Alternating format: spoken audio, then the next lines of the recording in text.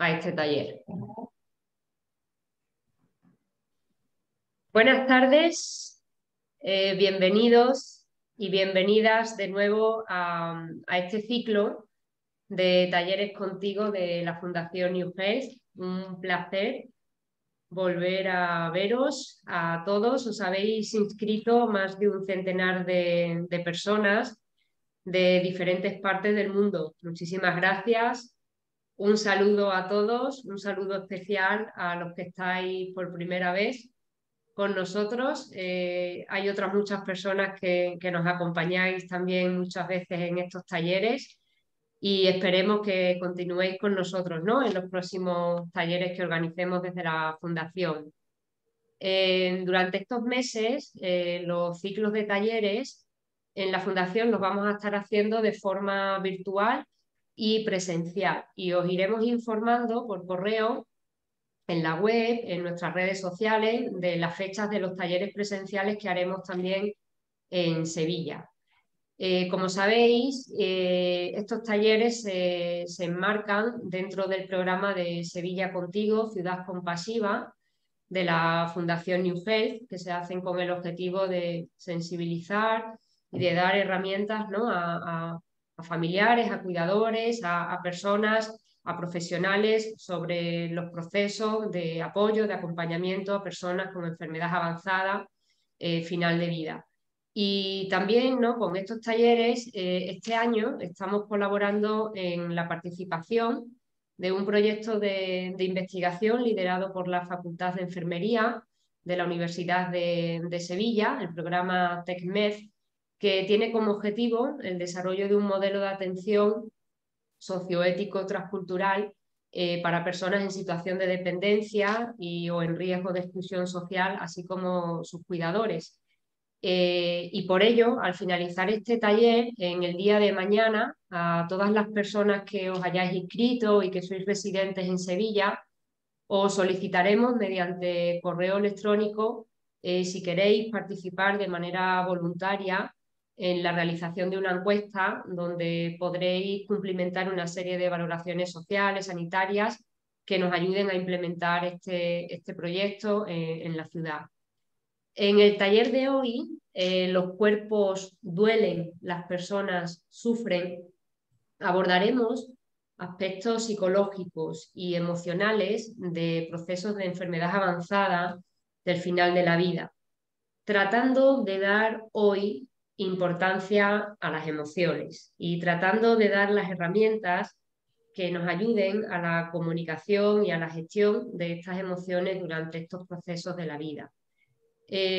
Durante todos estos talleres que hacemos en la Fundación, pretendemos dar respuesta también a necesidades y preferencias que podáis tener, ¿no? Y tratamos de ir seleccionando los temas que en ocasiones nos vayáis sugiriendo de las encuestas de satisfacción que también os enviamos y que os agradecemos, ¿no?, que nos hagáis llegar.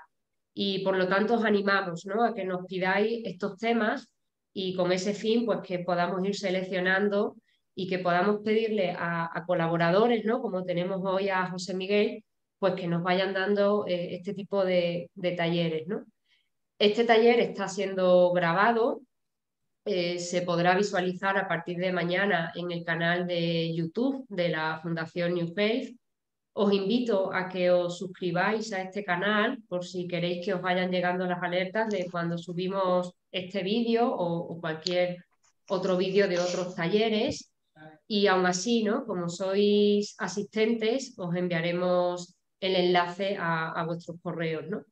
Tenéis de momento silenciado el micrófono y os agradecemos si lo mantenéis cerrado durante toda la exposición de José Miguel. Sí que tenéis disponible en todo momento el chat para hacer preguntas, comentarios durante la sesión, que trataremos de ir respondiéndolas en todo momento, ¿no? Y hoy tenemos con nosotros a José Miguel Navarro. Él es doctor en psicología, experto en duelo, psicólogo del equipo de cuidados paliativos de Badajoz, en Extremadura. Le agradecemos muchísimo su participación en el día de hoy Además, estamos en un mes importante en el que se celebra el Día Mundial de los Cuidados Paliativos. Se celebra este sábado 8 de octubre. Este año el lema escogido para el Día Mundial ha sido Sanando corazones y comunidades. Por lo que, siguiendo este lema, hoy seguro que José Miguel, desde el corazón, nos va a ayudar a gestionar todas esas emociones con y para la comunidad. Muchísimas gracias, José Miguel, por acompañarnos y adelante, y espero que disfrutemos todos de este taller. Muchísimas gracias. Ya tengo aquí. Lo primero, las gracias, ¿no? Gracias a la Fundación, a ti, Silvia, en especial, por haber contactado conmigo, y bueno, y al público, ¿no? A la gente que está interesada, ¿no? En una tarde así, estar aquí pendiente de un tema así tan específico. Bueno, yo el taller, si lo quiero hacer más dinámico, sí que me gustaría que participáramos un poquito dentro de la dificultad que tiene online, pero bueno, sí que me gustaría. Cualquier cosa que necesitéis, preguntéis o algo, pues me encantaría. Sí que me gustaría empezar con un vídeo, ¿no? Nosotros vamos a trabajar de que el cuerpo duele y las personas sufren, ¿no? Que primero queremos saber qué es el dolor, ¿no? Silvia ahora mismo va a poner un vídeo para ver, a ver qué os parece, y a partir de ahí vamos a empezar a trabajarlo. Muy bien.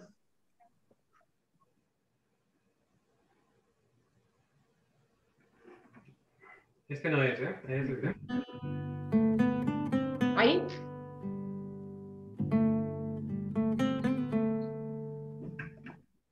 Para mí el dolor en el físico es igual al horror. Son malestares constantes, como que tengo día a día, que me joden la paciencia, la verdad. Perder ciertos movimientos en la mano, no puedo tocar más la guitarra, sentir así tristeza más que dolor. El dolor es algo que te atraviesa, es algo que te parte al medio, es algo que no te deja respirar. Para mí dolor era verlo a Simón sufrir. El dolor está siempre como un telón de fondo que de golpe se manifiesta y bueno, es la hora de tomar el medicamento o llamar al médico para preguntarle qué hago porque me está doliendo más de lo que me dolía habitualmente. Muchos tenemos más miedo al dolor que a la enfermedad en sí misma o a la muerte incluso. Creo que es a lo único a lo que no nos acostumbramos. Sí, sin duda los chicos lo expresan y lo vivencian de otra manera. De acuerdo a la edad lo van a expresar de manera distinta. El dolor es algo que uno sufre si antes gozó de no sentir el dolor. Una manera de que el silencio del interior, el silencio del cuerpo se haga visible, se exprese. Es como una alarma, ¿no? Es una señal que te da tu cuerpo de que hay algo que no está funcionando bien. Una mamá con hijos chiquitos que ya no les puede cocinar, ya no les puede acompañar a hacer la tarea, no los puede llevar al colegio porque tiene dolor, vos das la dosis justa de algo y esa tarde está haciendo la tarea, lo llevó al colegio y les cocinó. O sea, eso cruzó la vida de esa mujer, le sacó los miedos y le devolvió una mamá a sus hijos. Gritaba de dolor. Y nada, y mi desesperación de querer aplacarle ese dolor y de no saber qué hacer, ¿no? Duele dejar de trabajar, duele no poder mantener a mi familia, duele dejar mi rol productivo. Es un aviso que el cuerpo me está dando para que preste atención a algo. El dolor de perder los compañeros de la escuela. Es que hay que convivir con él de alguna manera. Es muy importante la parte emocional del dolor, porque el dolor genera mucho miedo, mucha ansiedad, mucha angustia. A veces ayuda, cura, y otras veces es insoportable, ¿no? Te pega en el corazón y te atraviesa. Equivale como a un color primario, que no lo podés formar fabricando otras cosas. Es algo muy de la sensación, ¿no? El 80% de la gente que atiendo, y un poquito más tal vez, el síntoma primordial es el dolor. El dolor es una experiencia que me abarca por entero. Que ninguna persona debería morir con dolor. Generalmente es el dolor físico, pero muchas veces termina siendo un dolor espiritual. El dolor creo que nos deja en un lugar de aislamiento. Necesito solucionarlo ya.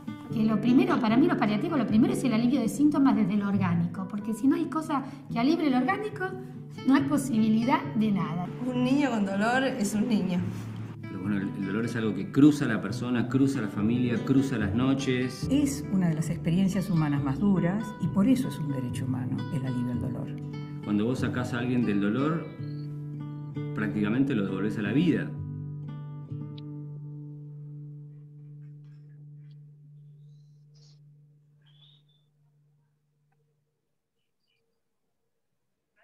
¿Ya puedo compartir, Silvia?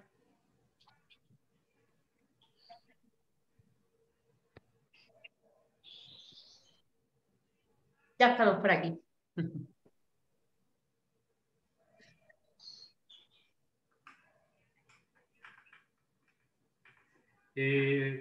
¿Ahora me veis? No sé si veis la pantalla. ¿Se ve la pantalla compartida?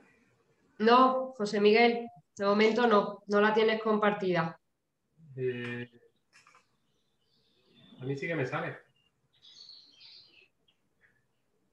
Volvamos a ver. Esto es el directo. Sí.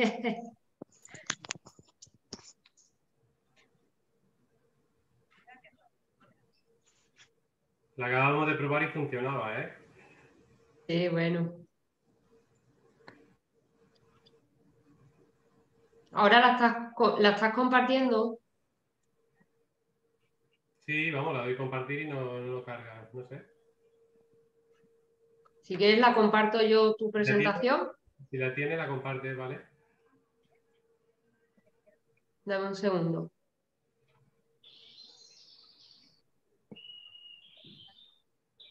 Vamos a ver. Bueno, pues ha ido bien la presentación.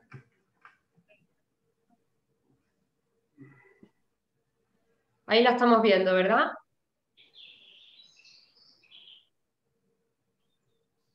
Vale, perfecto. Bueno, el vídeo cuando habla del dolor, ¿no? No sé si alguien quiere hacer algún comentario al respecto, qué le parece el dolor, habla mucho de la parte física, es algo de que nos atraviesa. No sé si alguien quiere hacer algún comentario sobre el dolor. Pásamelo, por favor, Silvia.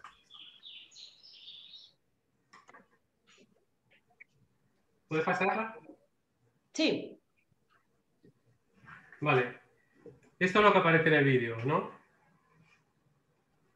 Te parte al medio, genera desesperación, no te deja descansar, te atraviesa. Es una alarma, ¿no?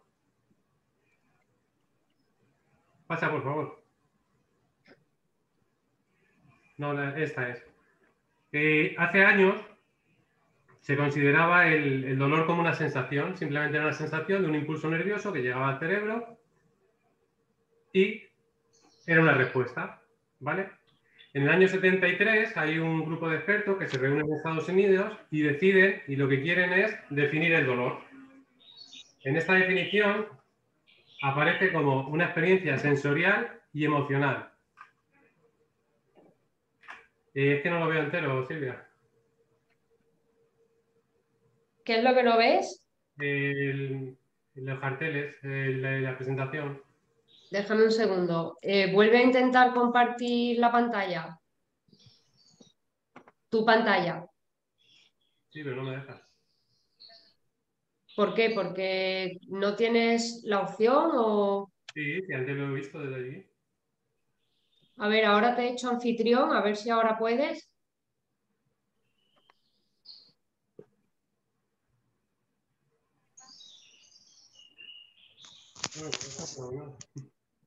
¿No? Pues paso a compartirla, ¿vale?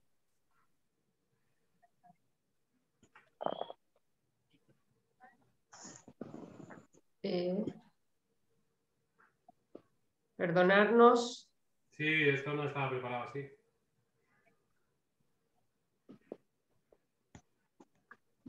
Ahora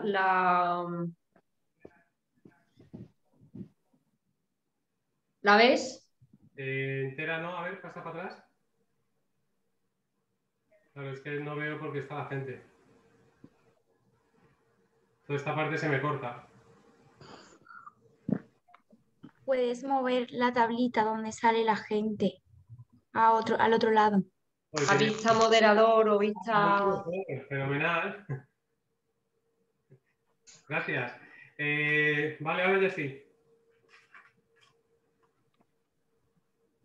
Ahora sí, ¿no? Perfecto, sí. Vale, empezamos ya atrás.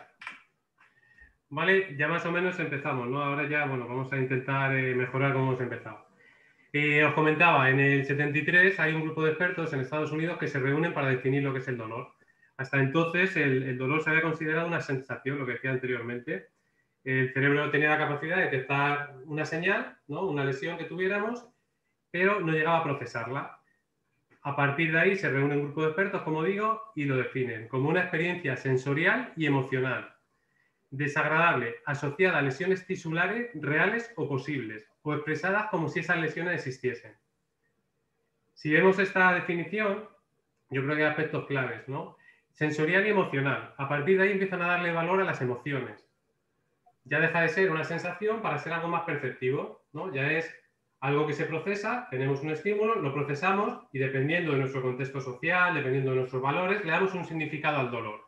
Esa es la clave de esta definición. A partir de ahí ya el dolor se empieza a considerar como algo multimodal. Ya no es simplemente lesión, respuesta de dolor. Lo que decía, ya empezamos a mezclar más componentes que son los que gestionan el dolor.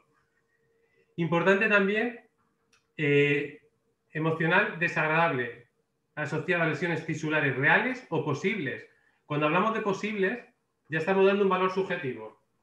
Ya es algo que cada uno tenemos de forma personal y de forma individual. El dolor como tal no se puede medir. Y me dirá mucha gente, dice, claro, pero nosotros, por ejemplo, cuando bajamos a planta y pasamos un ESAS, sí que me están midiendo la intensidad del dolor. Pero el dolor es como el amor. No se puede medir, porque cada uno tenemos nuestro dolor. Nuestra intensidad de dolor depende de nuestras creencias, depende de nuestros valores, depende de nuestra propia experiencia. Cada uno tenemos nuestro umbral del dolor, que posteriormente lo veremos. Importante también, el dolor no se corresponde con la gravedad. Fijaros qué importante, ¿no? Muchas veces cuando tenemos un dolor de muelas, tenemos una quemadura, cualquier cosa, el dolor es muy intenso. Sin embargo, por ejemplo, un paciente hematológico, una diabetes, enfermedades que sí que nos pueden comprometer la propia vida, el dolor, la manifestación del dolor o la intensidad del dolor es menor. Yo creo que es importante. Por lo tanto, concretamos, es algo subjetivo, es algo individual y que como concepto no se puede medir, porque cada uno tiene su dolor. ¿Me lo pasas, por favor? Vale, ahora paso esto al otro lado, ¿vale? Como hemos dicho, el dolor es individual. Cada uno lo percibe de una manera, son sensaciones que las percibimos y las procesamos y entonces le damos un significado. Sí que es cierto que a pesar de ser algo individual, hay factores que sí que moderan la intensidad del dolor. Esto es importante. Hay factores que disminuyen el umbral y hay otros factores que lo aumentan. Un paciente con disconfort, con insomnio, con fatiga, su umbral del dolor va a ser más bajo. Por ejemplo, es normal, el otro día pasaba yo por una habitación y un paciente que había estado viendo el fútbol o que había tenido visitas familiares y tal, el umbral del dolor había bajado. Durante ese tiempo no había pedido rescates. Importante ese componente que tiene el dolor. Decimos, es subjetivo, es multimodal y depende de nuestra propia experiencia. ¿Vale? Controlar el dolor. A partir de todo esto, controlar el dolor solo desde un mórfico, desde un rescate, desde algo físico, entendemos que no es viable. ¿Por qué? Porque lo que decimos, hay un montón de componentes que están asociados a ese dolor. Factores que disminuyen el umbral del dolor, por ejemplo, el insomnio, pacientes que por la noche no duermen, que tienen más dificultad, la intensidad del dolor aumenta, se baja el estado de ánimo, entra en ese círculo, porque tiene mucho que ver con la limitación, nos sentimos más limitados, entendemos, somos conscientes del final de vida, todo ese tipo de cosas se relaciona con el dolor. Hablamos también, importante, la soledad. Hablamos de un dolor social. Pacientes que se ven limitados, pacientes que tienen que dejar de trabajar, pacientes que su propia familia le aísla. Pacientes que se sienten solos. Esos factores aumentan el dolor, disminuyen el umbral y la intensidad del dolor es mayor. La soledad. Ahora con tanto del COVID, con tanta de las residencias, de todo este tipo de cosas, hablábamos de la soledad. La soledad quizás sea uno de los factores que más disminuye el umbral y aumente el dolor. Es muy común pacientes que se sienten aislados. Ya no físicamente quizá, pero pacientes que sus familias no quieren hablar con ellos, que no hablan del proceso de enfermedad, que, oye, no, eso no lo vamos a decir, que le vamos a hacer daño. Ese tipo de cosas, ese tipo de comentarios aumentan el dolor. Importantísimo, rabia e irritabilidad. Pacientes que nosotros nos encontramos día a día. Encuentras pacientes enfadados con el mundo, pacientes enfadados con la enfermedad, pacientes enfadados con la propia familia. Yo el otro día le hablaba con un médico y es muy normal, el paciente siente esa rabia, esa incomprensión, porque la familia sigue pensando en lo que fue. Fijaros qué importante. Joder, es que Juanito ayer o hace 15 días iba al campo. Es que Manolito salía a pasear conmigo. El paciente, esa incomprensión, el paciente percibe que no están en la misma realidad. La situación ha cambiado, la realidad ha cambiado. Eso es lo que genera mucha rabia en el paciente. Sobre todo es eso, la ansiedad, cuando pacientes con mucha ansiedad, intentar trabajar qué factores provocan ansiedad. Oye, mira, que es que soy una sobrecarga, o si es que mi familia económicamente está mal. Intentamos solucionar, o por lo menos intentar aliviar ese tipo de problemas. ¿Vale? Todo eso lo vamos a ver. Aparte de los factores que influyen, que son de forma más personales, también contextos, en un contexto de soledad, en un contexto, las noches no aumentan el dolor. Es curioso cuando ya se apagan las luces, cuando empiezan los miedos, cómo el dolor y los rescates aumentan. Periodos críticos, un paciente que se le va a dar de alta, un paciente que tiene que ingresar, son dos periodos muy críticos donde aumenta el dolor. Nosotros es común, pacientes que tenemos durante el día, que llevan más o menos una semana con nosotros, están estables y tal, se les propone el alta y el día anterior requerir más rescates. O pacientes que están en su domicilio, cuando le proponemos el ingreso, su domicilio es un sitio donde están tranquilos, donde se sienten protegidos, van a un sitio desconocido, aumenta el dolor. Los fines de semana, también nosotros es muy común pacientes que los fines de semana aumenta el dolor. No está el profesional que me atiende todos los días. Esa falta de seguridad es lo que provoca muchas veces dolor. Pasa, porfa, Silvia. Yo de esta parte no voy a hablar, porque yo realmente del orgánico no sé. Yo sé que mis compañeros, médicos y tal, mediante morfina, bueno, todo tipo de fentanilos, intentan controlar el dolor. Pero el dolor siempre se tiene que controlar de una forma multimodal, se tiene que controlar todo. Yo hace poco leía que no hay morfina eficiente a distancia. La morfina de por sí, sola, no nos va a controlar el dolor. Sostener a la persona, sostener ese dolor es lo que nos va a ayudar. Sí es cierto que toda medida física tiene que ir con un soporte emocional. ¿Vale? Yo sobre todo quería insistir en eso. El dolor es individual, el dolor es subjetivo, cada uno tiene su umbral de dolor y depende de muchas circunstancias. ¿Vale? Ahora sí que me gustaría ver otro vídeo donde vamos a ver qué es el sufrimiento. Silvia, porfa. Esto de no poder pasar. Lo siento, no poder que no lo puedas pasar, pero...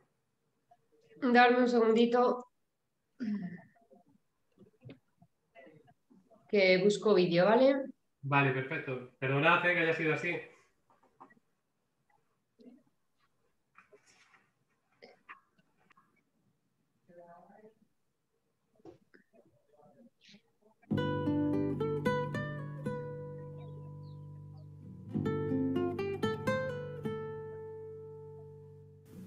Es ver sufrir al otro. Para mí era ver sufrir al otro. Es el dolor de las emociones. Y también yo sufría porque agarraba una impotencia de que no poder ayudarlo.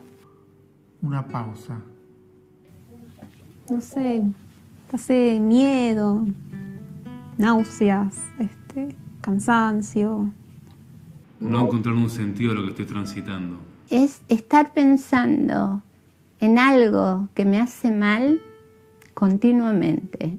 La actitud que yo puedo tener frente a ese dolor. El que sufre realmente es la persona que está enferma. Es la manera bien personal de atravesar una dificultad. Sufrimiento es, se te acabaron todas las herramientas. Esa caricatura de Mafalda que está con una curita y dice, ¿y dónde me pego esto cuando me duele el alma? Yo siento dolor, pero no sufro por mí. En tal caso, si sufro, es por la situación en la que meto a los demás. Para mí el sufrimiento lo ligo a algo vincular, es de ambos. Es del que sufre y es a quien se le muestra ese sufrimiento. Establecerse en el dolor, quedarse en el dolor dándole vueltas. Cuando los convocan es porque sienten dolor, en realidad no tienen dolor, sino que tienen sufrimiento. Pero como es una dimensión poco explorada también, a veces confundimos el dolor con... El dolor es físico, el sufrimiento para mí es existencial. El sufrimiento tiene una dimensión emocional del ser humano en su profundidad, en su ser más profundo. Hay partes del otro que son inabordables y que está bien que sea así, porque nosotros no somos dioses. El sufrimiento, como la muerte, es inevitable. Una vida sin sufrimiento, la verdad yo no creo que sea posible. Me parece que el sufrimiento es parte de la condición humana. El sufrimiento es cuando este dolor que hablábamos antes traspasa el cuerpo. Que llueva es destino, que te mojes o no es el libre albedrío. Porque si yo puedo aceptar que lo que es, ahí hay una parte del sufrimiento que se desarma. Cuando a uno le duele el alma el sufrimiento. Llegaste al límite de tu ser, no tenés una herramienta para poder solucionar nada. Ni siquiera para buscar a alguien o una ayuda. En el sufrimiento yo veo posibilidades. Somos personas y también nos afecta, obviamente, el sufrimiento y también quedamos un poco tambaleantes muchas veces cuando ocurre una pérdida. El sufrimiento tiene que ver con una cuestión más existencial. Es por un lado un misterio porque de repente cuando lo pasaste decís sobreviví, podía.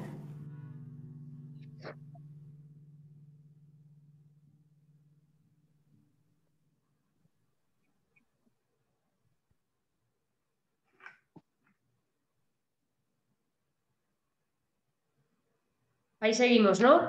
Siguiente, la de sufrimiento, por favor. Siguiente. Vale. ¿Alguien que quiera hacer algún comentario o algo sobre el vídeo de sufrimiento?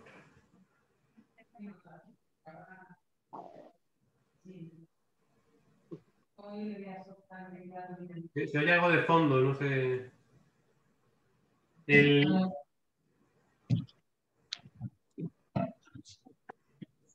Bueno, como veis ya empiezan a haber diferencias, ¿no? Entre qué es el dolor, que sí que hablan de algo más físico, ¿no? Y sin embargo el sufrimiento, casi todos los personajes que salen o los protagonistas que salen en el vídeo hablan de algo más espiritual, ¿no? Incluso hablan del silencio, hablan de algo existencial, de no encontrar sentido. Vamos a ver luego cómo el sufrimiento, en teoría, intentaremos encontrar el sentido.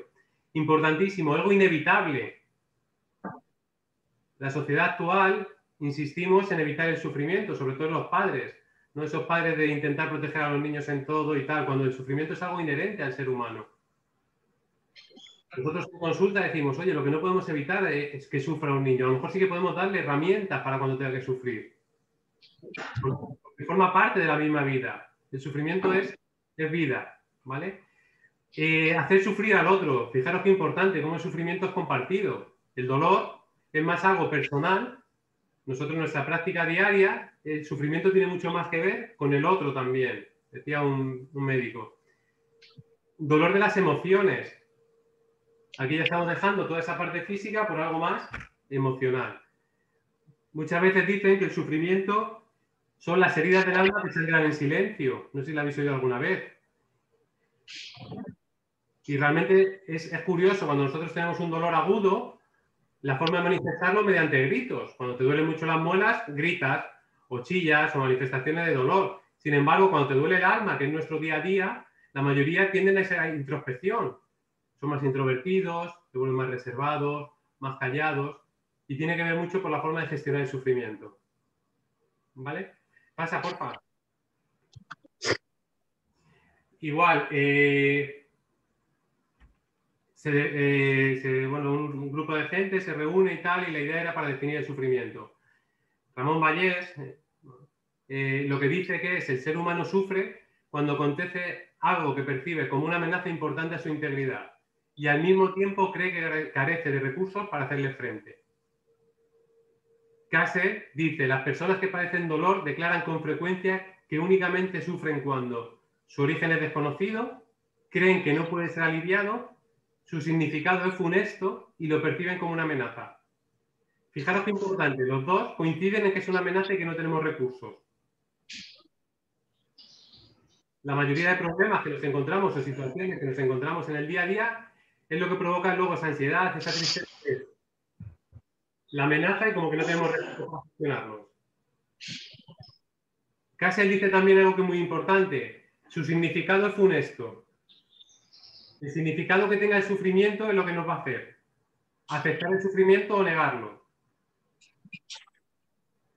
Castle dice que la forma de minimizar la amenaza es aceptar, es transitar por el sufrimiento, transitar por el dolor. Hasta que no le encontramos un significado a ese sufrimiento, es como si lo mantuviéramos ahí. Pasa, porfa, que...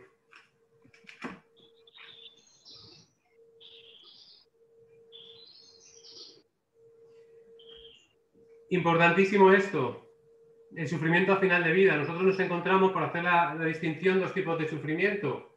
Uno que consideramos el sufrimiento como un problema, que potencialmente sí que se puede evitar.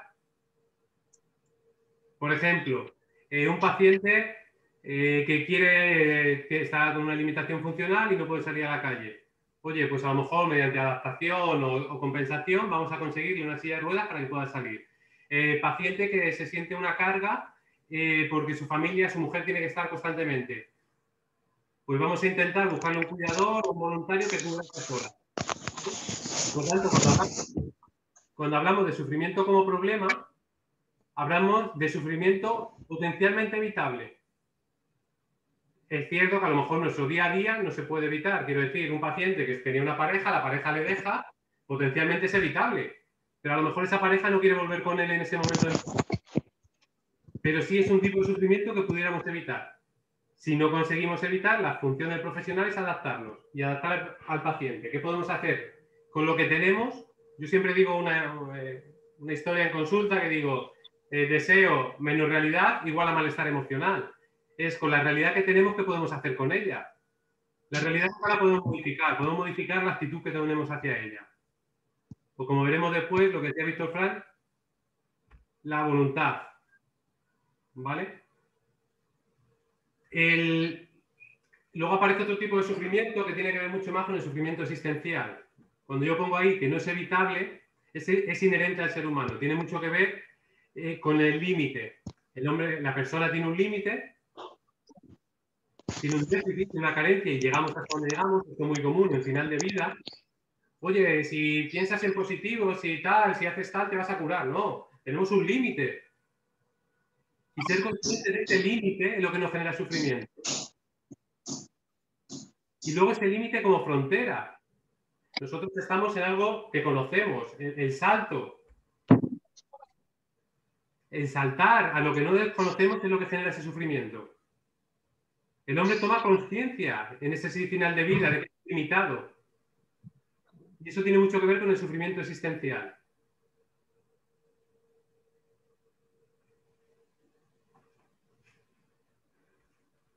Por lo tanto, el sufrimiento es algo más metafísico, más espiritual, y el dolor sería algo más físico. Luego es importante la actitud que tenemos. Nosotros encontramos, dentro del sufrimiento que nos presenta cada paciente, la actitud que toman ellos. Hay pacientes que la actitud que toman hasta el sufrimiento es de amargura, viven amargados. Se desesperan, desconfían, el médico me ha dicho, pero no termino de creérmelo. Esa es la actitud que han decidido. Lo único que tiene el ser humano es capacidad de elegir, que vamos a ver. Y ellos han decidido un poco de amargura, de vivir con esa emoción de amargo. Luego también se encontramos sufrimientos, pacientes que tienen, como que se deshacen, como que se vienen abajo, como esa apatía, cansado de vivir, decimos muchas veces. El otro día yo escuchaba a Paz Padilla, que me pareció muy interesante lo que dijo. Dice, hay gente que la actitud que tiene es que mueren con 30 y les entierran con 80. Es curioso, ¿no? Cómo a partir del sufrimiento tenemos actitud de dejarnos ir. Una actitud que encontramos muy común y muy frecuente en consulta o en clínica, la huida. Evitar el sufrimiento, algo que es inevitable. ¿Cuánta gente tenemos en el día a día que no, es total, no, estoy bien, cuando realmente aceptar el sufrimiento, acoger ese sufrimiento, acoger ese dolor, es lo que nos va a ayudar. Una de las funciones que tenemos los profesionales sanitarios es acoger y escuchar ese dolor. Acoger y escuchar ese sufrimiento. Otra actitud, la gente o los pacientes que crecen con el sufrimiento. Pacientes que le encuentran un significado al sufrimiento.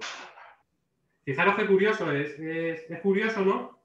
En esto de buscar sentido al sufrimiento, se cree o se entiende que los dos sufrimientos más intensos son evacuar un cálculo renal cuando tienes una piedra de riñón y tienes que echarla, y un parto de una mujer. Sin embargo, cuando alguien, un paciente que evacúa, ¿no? Que la piedra, dice, este dolor es inútil, no lo quiero volver a vivir, no tiene significado. Y en intensidad es igual que el del parto. Sin embargo, cuando a una mujer le preguntas que ha sido madre, que tiene significado de crear. La mayoría te dicen, pues he sufrido mucho, he tenido mucho dolor, pero volvería. Esto tiene que ver mucho con el significado que le damos al sufrimiento. Si veis, la intensidad es la misma. Yo estoy sufriendo, pero sí que tiene sentido para mí el sufrimiento. Nietzsche decía que lo que más malestar genera es no comprender el sufrimiento. El sufrimiento en sí, no comprenderlo es lo que genera malestar. ¿Vale? Sobre todo es eso. Ese sufrimiento existencial, el ser conscientes de que tenemos límites como personas.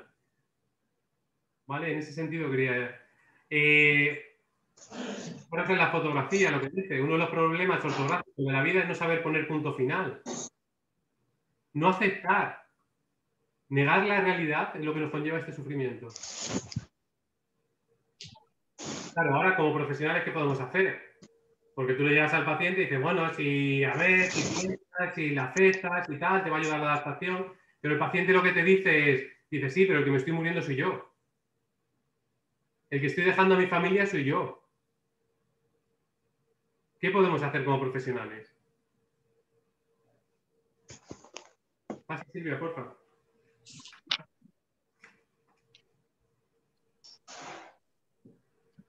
¿Qué proponemos nosotros como profesionales? Acompañar. Yo creo que acompañar a la persona, el silencio, acoger a la persona, respetarla. ¿Qué necesita esa persona? Pero sin prejuicios. Nosotros muchas veces decimos, es que no sé quién quiere vivir en su casa está muy sucia. Es lo que has decidido. Estamos respetando sus deseos, estamos respetando sus valores, estamos respetando su experiencia, su vida. Eso es acompañar a la persona. Que tenga capacidad de elegir esa persona. Eso es acompañar. Otra cosa como profesionales, ¿qué podemos hacer? Aceptar y acoger el dolor. Pues claro, y como profesionales y familiares y cuidadores. Es muy común, pacientes que tenemos o familiares, dice, claro, el hablar del final de vida, el hablar de la gratitud, el hablar del perdón, son conversaciones difíciles de mantener. ¿Cuántos cuidadores nos dicen, claro, pero cómo voy a decirle yo a mi padre dónde quiere morir? Sostener ese dolor, acoger ese dolor es lo que ayuda a aliviar ese sufrimiento. Nunca evitarlo, aliviarlo. El proceso de búsqueda. Es muy común cuando le dicen, oye, que un paciente te diga, esto no va bien, esto está yendo regular. Y que el cuidador o el familiar, por proteger, diga, no, venga, que esto está bien, que vamos a mejorar, ¿qué tal? No. ¿Cómo te sientes? ¿Qué te está haciendo pensar así? ¿Cómo te estás viendo? ¿Cómo está la enfermedad? Ese proceso de búsqueda, ¿qué es importante para ti, papá? ¿Qué era importante para ti, mamá? Eso es lo que nos va a ayudar. Expresar el dolor, permitirlo, validarlo. Pero tanto el dolor, la tristeza, la rabia, aceptarlo como algo normal. Yo siempre pregunto, digo, ¿para reír te escondes? La gente me dice, no. ¿Por qué para llorar sí? Si es una emoción, son emociones. Permitirte eso es lo que va a ayudar al paciente. Favorecer la reconciliación con su propia biografía, perdón. ¿Qué ha sido importante para él? Ese legado del pasado. ¿Qué es ahora? ¿Qué quiere dejar en el futuro? Eso es lo que le deja y le permite construir. Oye, pues mira, a mí mis padres me enseñaron que tengo que ser buena persona, que tengo que ayudar a la gente. Yo a día de hoy, bueno, pues estoy de voluntario y tal. Pero mañana le quiero dejar a mis hijos que intenten mantener la fundación o la asociación. Eso le ayuda a construir su propia biografía. Por supuesto, facilitar la aceptación de la muerte. Es lo que os decía, claro. El que se está muriendo dice, sí, sí, claro, pero uff. Normalizar ese miedo es lo que nos va a ayudar. Pasa Silvia, por favor.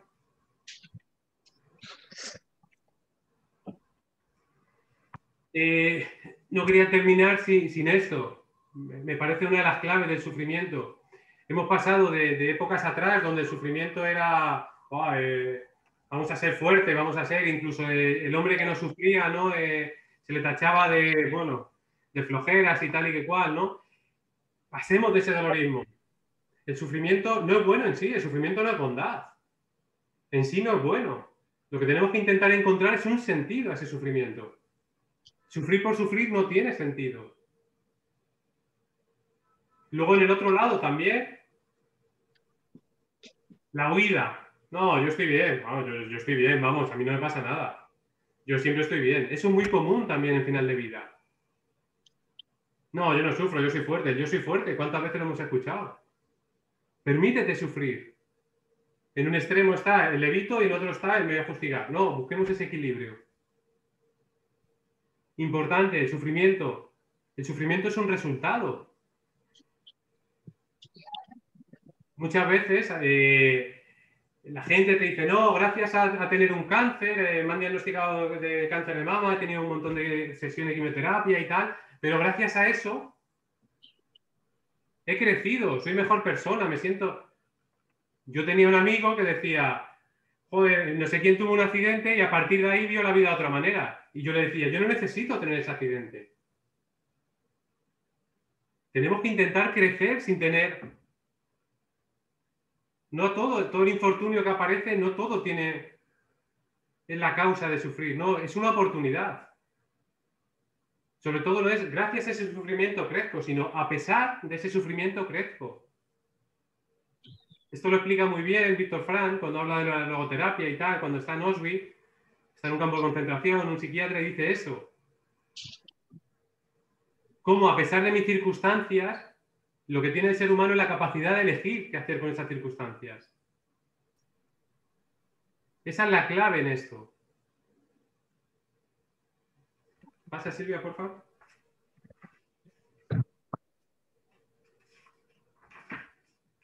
Bueno, es que en esta está cortada. Yo tenía otra diapositiva, que es una de las frases con la que yo suelo acabar casi siempre, que es Jung decía, un psiquiatra, que decía, te niegas, te somete, lo que aceptas te transforma. ¿Vale? Yo creo que es una de las claves en el ser humano, ¿no? Todo lo que negamos al final, bueno, pues nos somete y no nos permite, sin embargo, si aceptamos el dolor, si aceptamos el sufrimiento, si aceptamos que somos limitados, si aceptamos nuestros propios límites, eso es lo que nos va a transformar, eso es lo que nos va a permitir transitar ese dolor, transitar ese sufrimiento, crecer incluso en ocasiones. Cuando yo hablo, por ejemplo, de buscarle un significado, un niño con 3 años con un cáncer no tiene significado. Ahora, a lo mejor para esos padres, el poder después ir a hacer un testigo testimonial, a decirle a otros padres cómo se han vivido, a lo mejor eso tiene sentido para ellos ya. Es buscar ese sentido. A pesar de que mi hijo le han diagnosticado un cáncer, ¿cómo le encuentro yo sentido a ese sufrimiento? En eso es en lo que nosotros insistimos. Y gracias. Más o menos eso era lo que quería contaros. Que me vengo arriba. Muchas gracias, José Miguel. Gracias a todos los asistentes y gracias sobre todo, José Miguel, también por haberte adaptado a la situación y a todos, ¿no? Hemos tenido algunas dificultades técnicas, también teníamos ahí un sonido que no nos dejaba y yo intentaba también de alguna manera, no sé, pero bueno, espero que la sesión haya podido llegar a todos vosotros de alguna manera.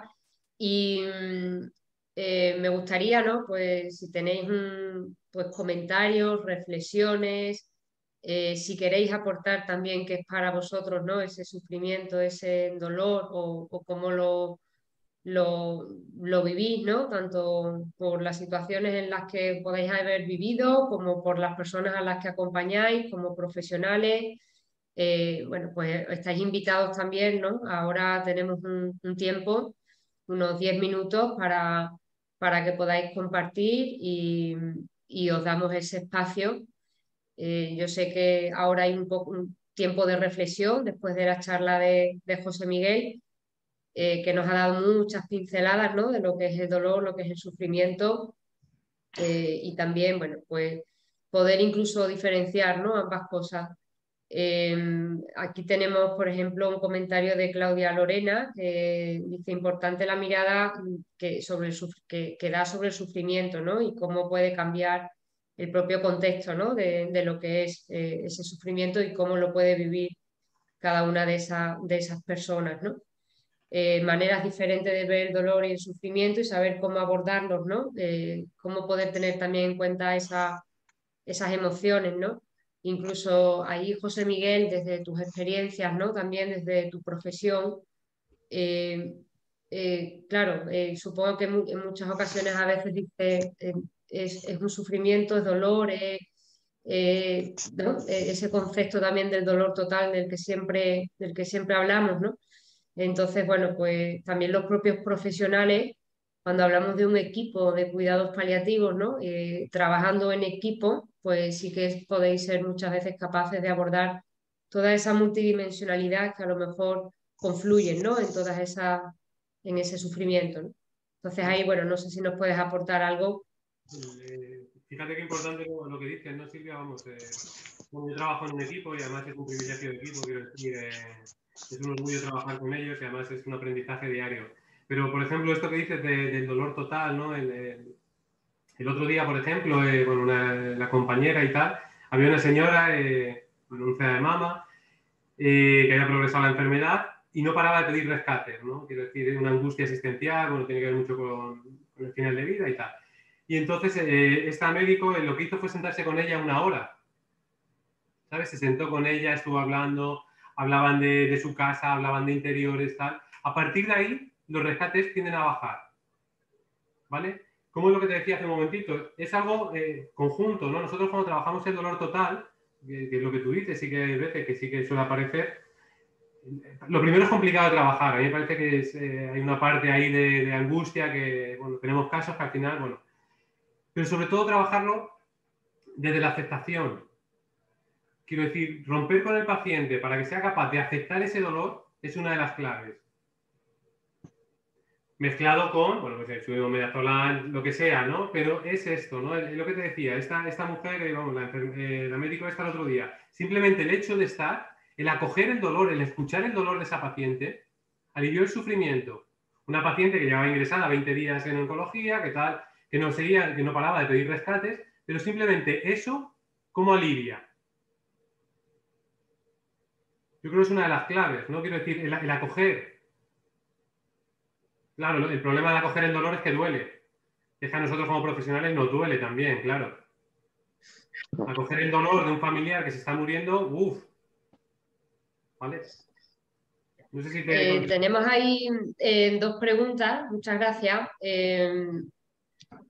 Claudia Lorena nos dice cómo abordar el tema del cerco del silencio, basado en el que ese puede incrementar el sufrimiento para el paciente y la familia, ¿no? Ese pacto de silencio, cómo se aborda y además entendiendo, ¿no? qué es lo que está incrementando ese sufrimiento. Esa pregunta nos hace Claudia.